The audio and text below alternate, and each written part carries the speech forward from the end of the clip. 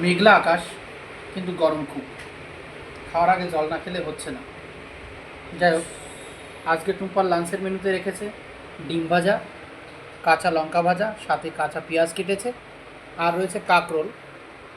কাঁকরোলের সবজি রয়েছে চিংড়ি মাছ, এখানে রয়েছে কচুরমুখী। আর আমি এখন এই দিয়েই লাঞ্চ করব।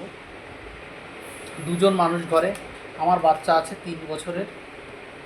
তো ও এখনও খাবার খায় না। ও যা খায় ওকে পিষে দিতে হয়, খাবারও পিষে দিতে হয়, খিচুড়ি পিষে দিতে হয়। বাকি এই খাবারটা আমার খুব প্রিয়। এই যে ডিম ভাজা, ডিম ভাজা আমার যে কী প্রিয়। আজকে আমি একটা ভিডিও দেখিয়েছিলাম ঘিলু ভাজা। এই ঘিলু ভাজা, ডিম ভাজা, মানে খাওয়ার আগে, মানে খাওয়ার সঙ্গে সঙ্গে শুরুতে একটু ভাজা হতে হবে।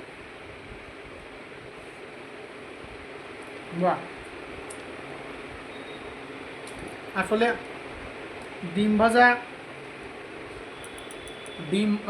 ডিম ভাজা বা ঘিলু ভাজা, এগুলোর টেস্ট তো বাঙালিদের বলে দেওয়া যাবে না।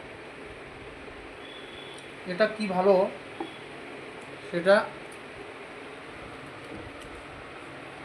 বাঙালিরাই বুঝতে পারে। হুম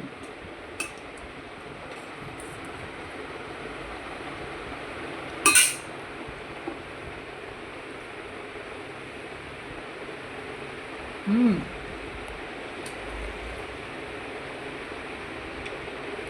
অন্য লেভেল।